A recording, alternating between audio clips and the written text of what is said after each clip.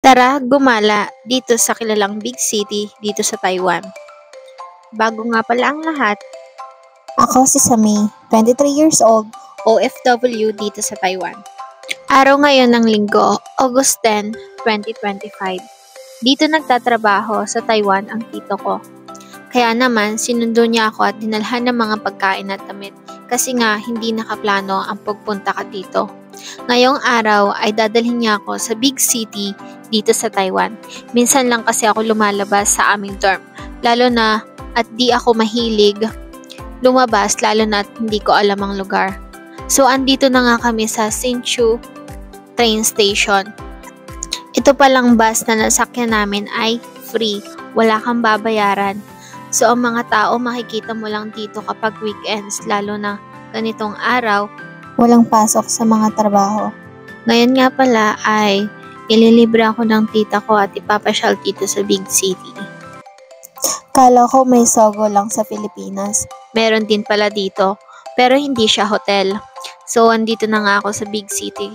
Makikita nyo yung word na big at city. Mabuti na lang talaga inilabas ako ng aking tita, kundi homesick na talaga ako sa dorm. Kitang-kita nyo naman, sobrang saya ko. So aakyat pala kami diyan. Yung tita ko pala ang nagpurso sa akin na mag mini vlog. Sa totoo lang nahihiya ako kaso mahilig din talaga ako mag-take ng mga videos, lalo na sa bago home journey. So ayan, sabi niya mag-hi daw ako and bibidyohan niya ako. Sobrang taas pala niyang escalator na yan and sobrang laki talaga. Kung tinawag siyang big, as in malaki. So ayan, aakyat na kami diyan kasi nga naghahanap kami ng kaaming kakainan or restaurant. Pero pagpasok sobrang daming people talaga. Lahat na ng Pinoy nandito yata sa big city. So ito pala yung sa kanilang cinema and may mga open din na mga stores. Pero halos lahat hindi pa sila open. So ayan, meron dyang parang nagbe-bake and other things like personal essentials.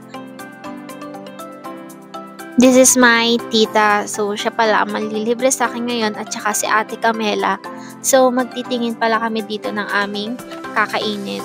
So, for today, ang hinahanap namin ay grilled pork, anything basta grilled. So, ayan.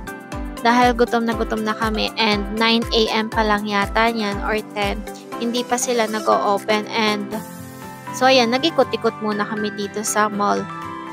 Nandito na yata lahat, may Uniqlo and other brands. So, all items makikita mo na nga dito sa big city. Sa sobrang sa laki niya, magugutom ka talaga. So, hinahanap talaga namin yung aming kakainan kasi nga sa sobrang daming floor, hindi namin alam kung asan silang mga restaurant. So, ayan, samahan nyo na lang kami munang gumala. Ito pala yung isang cafe bistro. Sobrang aesthetic talaga niya. So, ayan, ikot-ikot lang kami and hinahanap yung Yukinaki or Yukinako. I forgot the name. And yan, dumaan kami dito sa my grocery store. Just ting-tingin lang ng mga pagkain.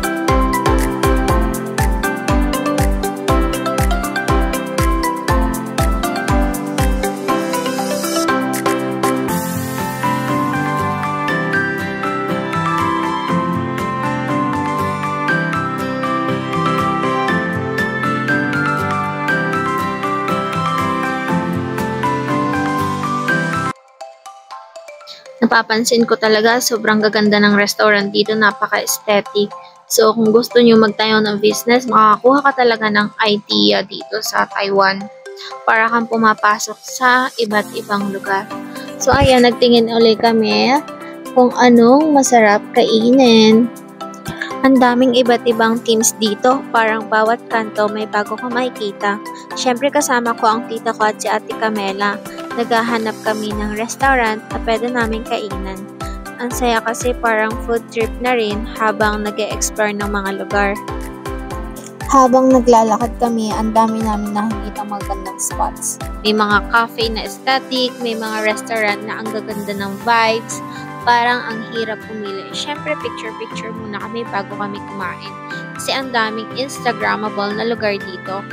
si Tita at si Ate Camela ay busy sa pagtingin ng mga menu sa labas. Excited na kasi kami makahanap ng masarap na pagkain. As you can see, napakaganda talaga. As in.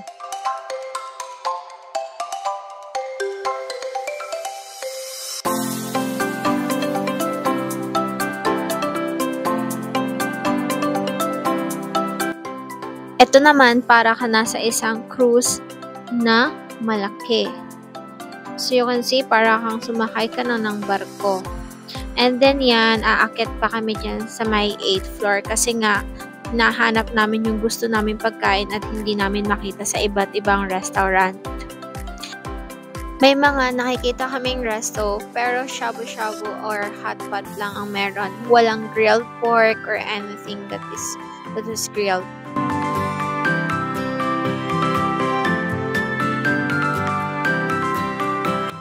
So, andito kami ngayon sa 8th floor kung saan pwede kayong maglaro. Pwede rin sa mga bata. Perfecto para sa mga children. And ayan, wala nga kaming nakitang restaurant dito sa 8th floor. So, ayun. And the plan is to go to other restaurants. So, ayan. Ito na nga yung 8th floor. So, nalibot namin itong big city talaga. Kahanap ng restaurants. This is the big city on the outside. So, you can see, napakalaki talaga niya, no? Perfecto para sa mga family bonding. So, nagpunta muna kami dito sa may kainan. Bumili kami dito sa may chat time. And, bumili ng pagkain para hindi muna kami malipasan ng gutom. And, after nyan, pupunta na kami sa may Samgyeopsal. But, not here in the big city. So, ayan pala yung in-order namin here. It is pepper lunch. So, lasa talaga siyang pepper kasi pepper lunch nga, diba? Okay. Then, after yan ay pumunta kami dito sa may baking station ba to? Or bread station? Or bakery kung sa atin. And napakalaki ng bread. Binilhan ako ng tita ko dyan ng bread. Pinapili niya ako kung anong gusto kong bilhin. Since hindi ko naman kilala yung mga pagkain, konti lang yung kinuha ko. And naghahanap pa nga ako dyan ng hopya kaso wala silang tinda. And yung mga pagkain dyan, makikita mo talagang binibake dyan. Makikita mo talagang mainit and fresh ba kung sa prutas. Yan, so pimili lang ako kung ano yung mga gusto ko. Bread. Then, si tita din na magbabayad niyan kasi libre nila akong dalawa. So, very, very thank you to my tita and Ate Camela.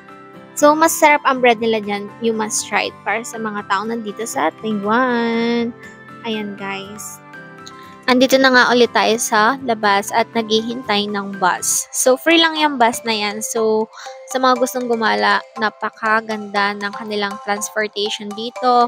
Makakalas ka sa gastos. So, ito na pala yung napili naming restaurant. Samgyeopsal, mga lobster.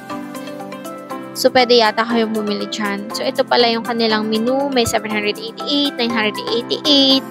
Basta mahal siya. NT siya ha. NT dollars, not peso. And then yan. And we are here in the 3rd floor. So, dito kami kakain and mag-grilled ng mga pork and meat. So, tara, kain tayo. Sulitin natin ang libre ng tita ko. Charot! So, ayan, sobrang happy ako kasi kasama ko ang tita ko at si Ate Camela. Kasi nako-homesick na talaga ako dun sa aming dorm. Then, yan. Masarap naman yung food nila kaso medyo walang lasa para sa akin kasi hindi sila mahilig sa mga seasonings. Ayan. Pero masarap ang kanilang mga pagkain. Then, yan, uuwi na kami.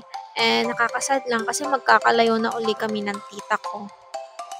Napakaganda dito sa Taiwan kasi napakalinis talaga niya. No traffic, walang usok, walang pollution. Then yan, umuwi na kami, sakay kami sa taxi. At hinatid na ako ng tita ko. So, bye!